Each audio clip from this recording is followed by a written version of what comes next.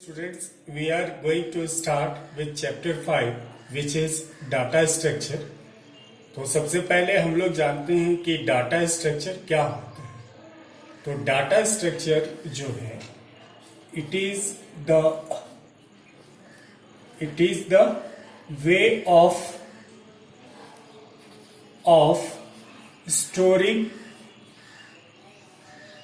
storing organizing and retrieving the data.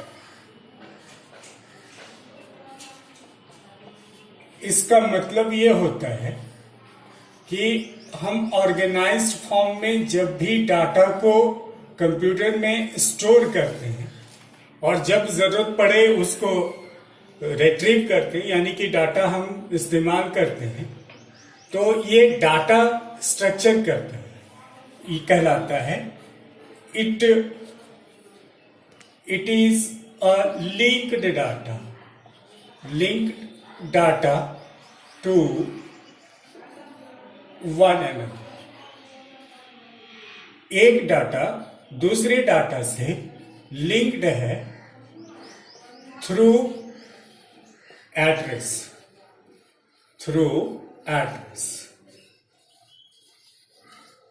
कहने का अर्थ ये हुआ कि कंप्यूटर के मेमोरी में जो डाटा स्टोर होता है वह एक दूसरे से जब लिंक रहता है, यानी कि एक डाटा के पास दूसरे डाटा का एड्रेस होता है.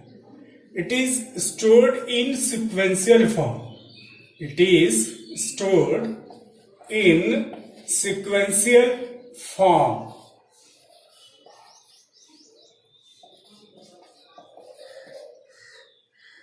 सिक्वेंशियल फॉर्म इसका मतलब होता है कि एक डाटा दूसरे डाटा से जुड़ा होता है, दूसरा तीसरा डाटा से जुड़ा होता है.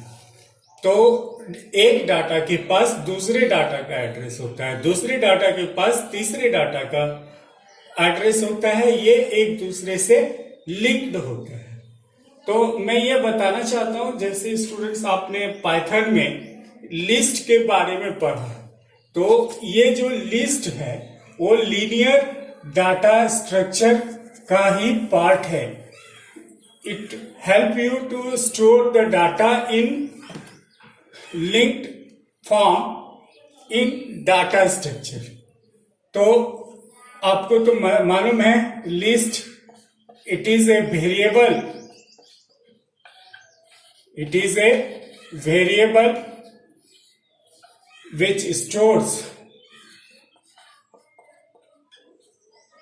stores many data. It stores many data of different data types.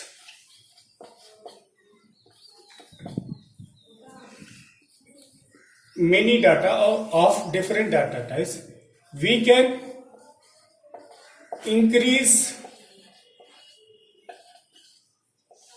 or decrease the size of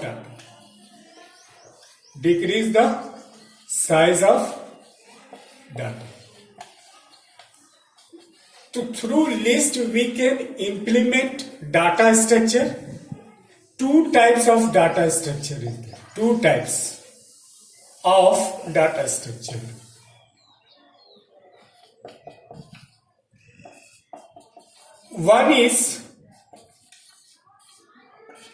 First one is stack and second one is queue. So we are going to study the two types of data structure. First one is stack, S-T-A-C-K, and second one is queue that we are going to study about. तो हम लोग देखते हैं कि किस तरह से stack में डाटा जो है स्टोर्ड होता है. जैसे स्टूडेंट्स स्टैक का मतलब क्या होता है? इन स्टैक इसका एग्जाम्पल ये हो सकता है स्टैक का, जैसे मान लीजिए आप बुक्स रखते हैं, बहुत सारा बुक्स रखते हैं,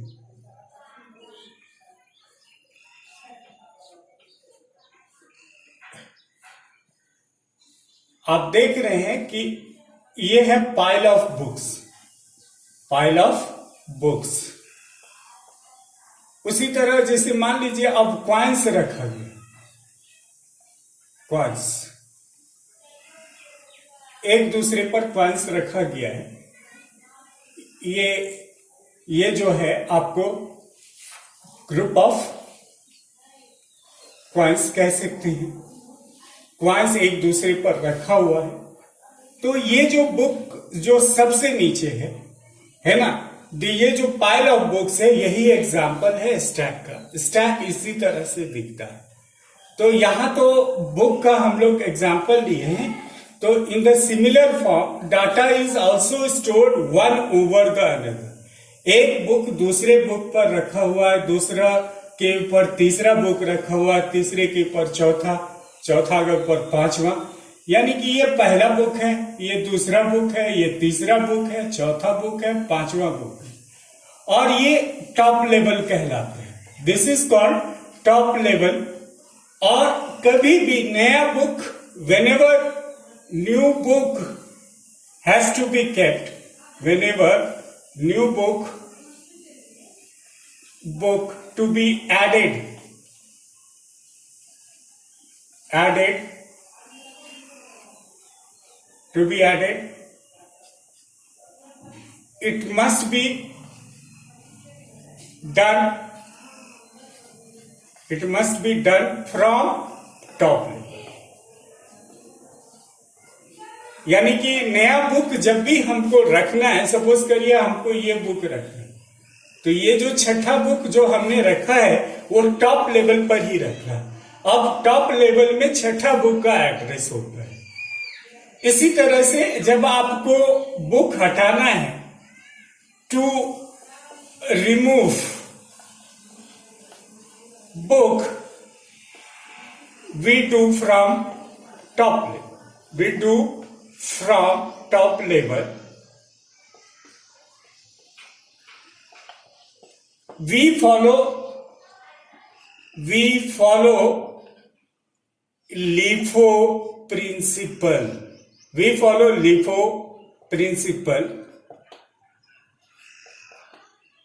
in stack,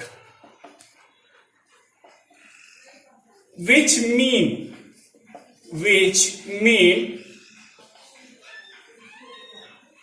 last in first out। Stack एक प्रिंसिपल जो फॉलो करता है वो है लास्ट इन फर्स्ट आउट। अभी मैंने बताया कि जो, अब जैसे बुक का एग्जांपल लिया हमने, पाइल ऑफ बुक्स, तो जो सबसे ऊपर बुक हम लोग रखते हैं, जब भी रखना हो यानी कि बुक ऐड करना हो तो हम ऊपर से ही ऐड करते हैं, टॉप लेवल से ही ऐड करते हैं। जब हमको रिमूव करना हो बुक तो हम टॉप लेवल से ही करते हैं, यानी कि we do insertion and deletion from top level only. Hence, what I can say in stack, that insertion and deletion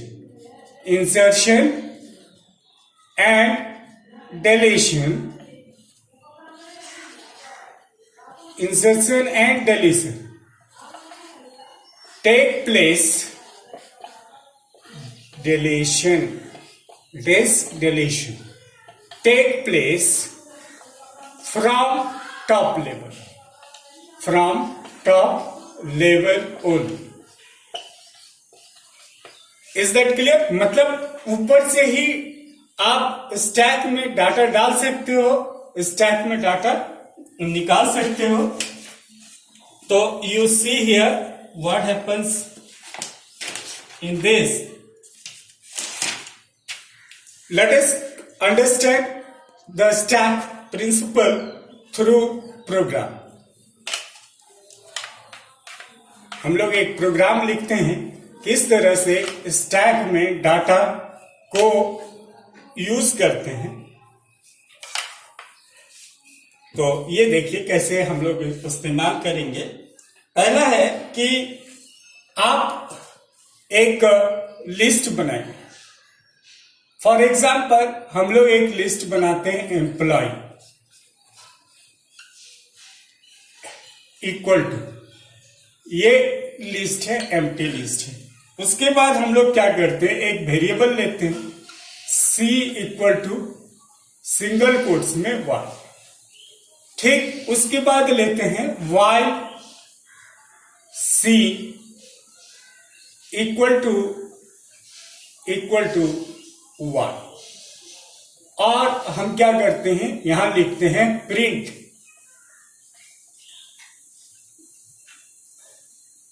one push operation का मतलब होता है when you add data, when you add data in stack, it is push. When you remove data,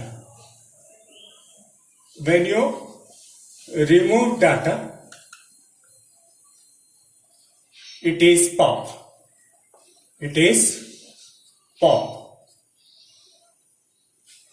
So जब आप stack में कोई data डालते हैं तो वो पुश ऑपरेशन कहलाता है, और जब आप स्टैक से डाटा को हटाते हैं तो वो पॉप ऑपरेशन कहलाता है। तो सपोज करिए यहां पर हमने बनाया टू पॉप, और फिर यहां प्रिंट करके हम लोग लिखे 3 डिस्प्ले। अब हम लोग क्या करते हैं, ये 3 ऑपरेशन है। अब एक वेरिएबल लेते हैं ch equal to int input enter choice. User से चॉइस ले लेते हैं, ठीक है।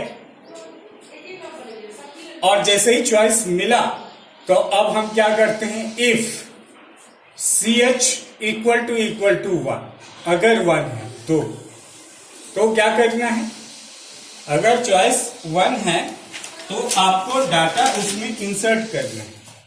सपोज करिए हम एक वेरिएबल लेते हैं, डाटा जो एम्प्लॉय में डालना है वो है EID इक्वल टू इनपुट, हम यहां देते हैं एम्प्लॉय नंबर हम इनपुट कराएंगे। तो एम्प्लॉय नंबर इनपुट जब हम कराएंगे तो ये EID है ना, EID equal to input employ number, ठीक है। तो क्या हुआ कि ये एम्प्लॉय नंबर आपने ले लिया यूजर से, और फिर आप लेते हैं e-name, और यहां लेते हैं इनपुट एम्प्लॉय नेम, बड़ा सिंपल सा है, एम्प्लॉय नेम। और हम क्या करते हैं, टपल्स में emp इक्वल टू क्या लिखते हैं, EID कॉमा e-name, और फिर अब ये डाटा को हम एम्प्लॉय फाइल में लिखते हैं। और वो कैसे लिखते हैं, एम्प्लॉय डॉट अपेंड ब्रैकेट में em। तो इस तरह से हर एक लाइन इंपॉर्टेंट है स्टूडेंट्स। आप जैसे ही चॉइस इक्वल टू 1 करते हैं तो आप डाटा ऐड करते हैं स्टैक में। तो हमने 2 डाटा लिया है, EID और e-name, एम्प्लॉय नंबर और एम्प्लॉय नेम। EMP जो है वो EMP टपल्स है, टपल्स क्रिएट करता है, वो 2 वैल्यू को उसमें लेता है, EID और e-name को, और लिस्ट में डाटा ऐड होता है अपेंड फंक्शन के जरिए। इस तरह से डाटा उसमें ऐड होने के बाद हम लोग आगे बढ़ते हैं। देखिए प्रोग्राम में आगे क्या होता है। तो पहले इसको मिटाना होगा, आप प्रीवियस प्रोग्राम को ध्यान में रखिएगा। अब देखिए क्या होता है कि एलिफ चॉइस इक्वल टू 2, अगर चॉइस इक्वल टू 2 डाला हुआ है तो उस समय प्रोग्राम में क्या होगा। तो बहुत सिंपल सा चीज है, हम पहले यूजर से स्टैक को चेक करवाते हैं। क्या चेक होता है, इफ एम्प्लॉय इक्वल टू यानी कि एम्प्टी है, एम्प्टी है तो ये क्या डिस्प्ले करेगा, प्रिंट स्टैक एम्प्टी। ठीक है, अगर आपका स्टैक एम्प्टी है तो वो सीधे मैसेज दे देगा कि ये एम्प्टी है। अगर अवेलेबल है यानी कि एल्स पार्ट में जाएंगे, एल्स वो क्या करेगा, आपके एलिमेंट को डिलीट करेगा।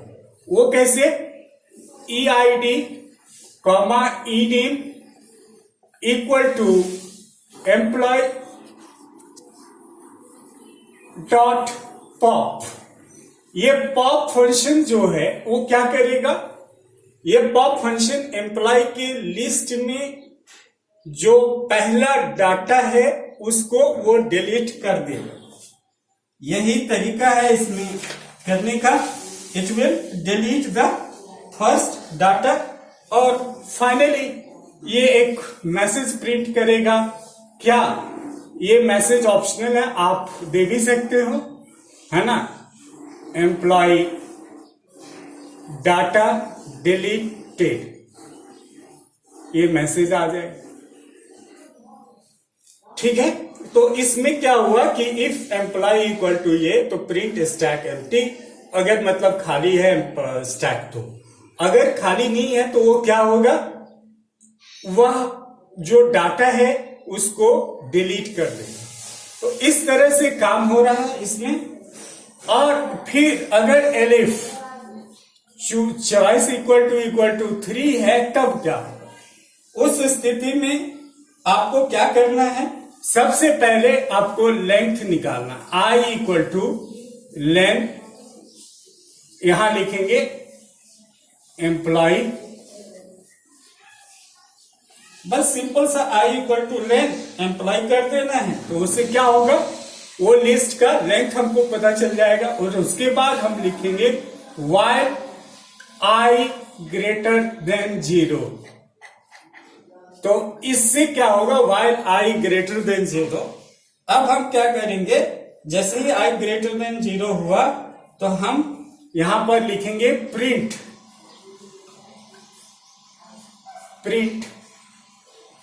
एम्प्लॉय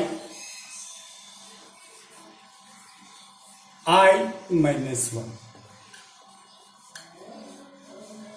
और प्रिंट एम्प्लॉय I-1 किया और I इक्वल टू I-1 और फाइनली यहां पर हम लिखेंगे एल्स, यहां लिखाएगा प्रिंट रॉन्ग चॉइस। क्या लिखाएगा, प्रिंट रॉन्ग चॉइस। ठीक है, तो इसमें ये पूरा प्रोग्राम कंप्लीट है और उसके बाद आपको एक लाइन और लिखाएगा, है ना, ये print equal to wrong choice है। और फिर लास्ट लाइन जो लिखाएगा यहां पर, मैं इसको यहां पर लिखता हूं, ये एरो मार्क लेफ्ट साइड में दिया हुआ है, तो इसके आगे आपको यहां पर लिखना है ना, CH इक्वल टू, यहां प्रिंट आएगा,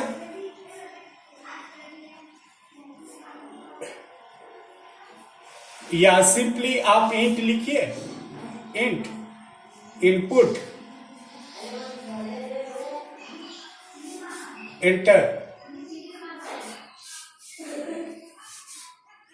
एंटर चॉइस।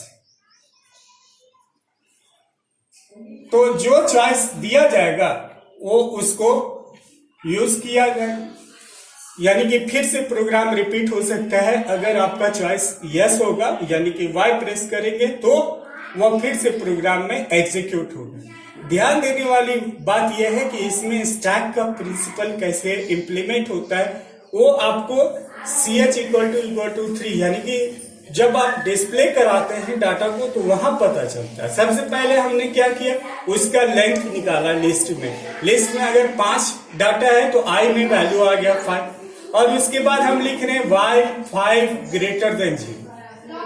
फिर प्रिंट करा रहे हैं एम्प्लॉय 5 - 1 यानी कि 4th।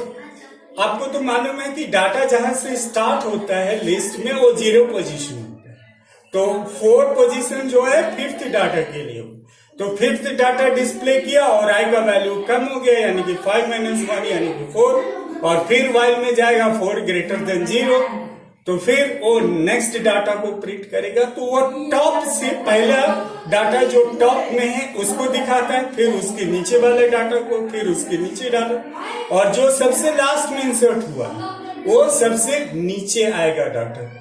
This is all about stack.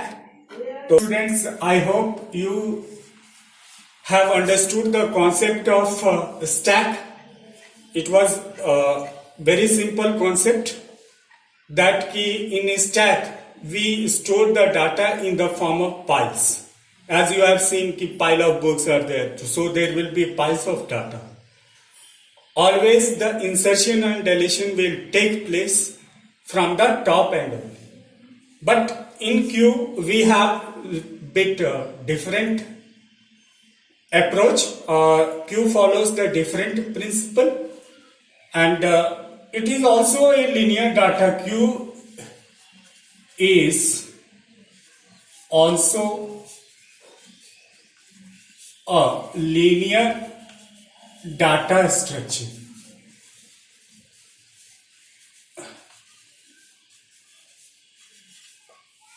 So through a list only I will show you how the Q principle is followed. It follows the principle of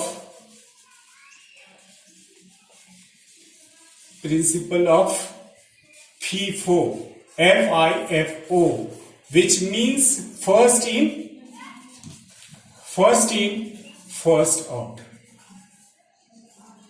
It means you might have seen the live example. In practically what happens, Q means what? Simply one person is standing behind the other person, then it is a Q.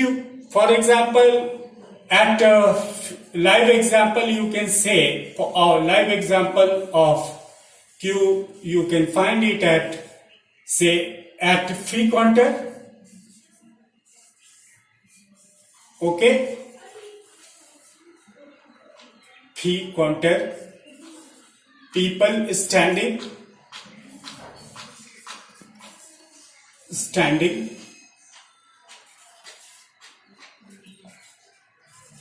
behind one another in a queue. Similarly, you can find the same queue when the person is boarding the bus, when a person is standing before the ATM center, in the banks and all. So we can well understand what happens in queue. See, at the free counter when the person is standing, what happens that where the first person is there, जहां पर पहला व्यक्ति खड़ा है उसके पीछे दूसरा व्यक्ति होगा, दूसरे व्यक्ति के बाद तीसरा होगा, चौथा होगा, इस तरह से। तो पहला व्यक्ति का जैसे ही काम हुआ, माने जो पहला व्यक्ति लाइन में खड़ा था उसका पहला काम, इसीलिए जो पहले इंसर्ट हुआ उसका काम होते ही वो लाइन से हट जाएगा, means the data will be deleted from the beginning. Insertion, अब नया व्यक्ति जो खड़ा होगा, वो जो व्यक्ति सबसे लास्ट में खड़ा हो उसके पीछे वो खड़ा हो। तो this is the rule of queue. Queue में क्या होता है, insertion take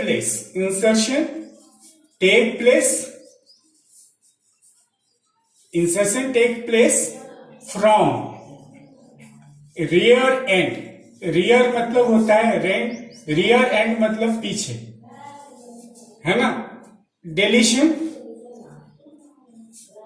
deletion from front means सामने, रेयर एंड यानी कि पीछे से कोई भी व्यक्ति लाइन में खड़ा होगा और जो व्यक्ति का काम हो गया, जो पहला व्यक्ति है क्यू में उसका काम हो गया तो वो पहले निकले। तो this is the concept here, let us understand through program this concept, see here how it happens. So students, अब क्यू कैसे इंप्लीमेंट होता है प्रोग्राम में वो हम लोग देखते हैं। यहाँ पर आप देख रहे होंगे a इक्वल टू एक लिस्ट, एम्प्टी लिस्ट क्रिएट किया गया, लिस्ट का नाम है a।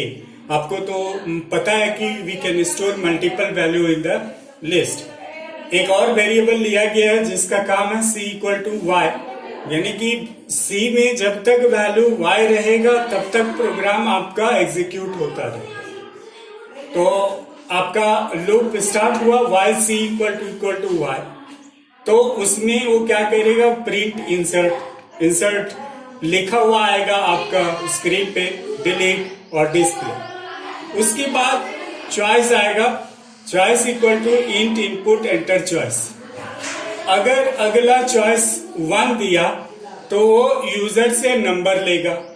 इंट मतलब नंबर को हम स्टोर करते जा रहे हैं, सिंपल प्रोग्राम है, नंबर को लिस्ट में स्टोर करते जाते हैं क्यू के प्रिंसिपल से, है ना। जैसे नंबर को स्टोर करना है तो इंट इनपुट एंटर नंबर लिया और उसको लिस्ट में हमने स्टोर कर दिया। सॉरी, यहाँ पर बी की जगह क्या होना चाहिए, नम होना चाहिए, ठीक है ना। यहाँ बी ना हो करके क्या होना चाहिए, नम, क्योंकि नम में हमने स्टोर कर रखा है इनपुट को।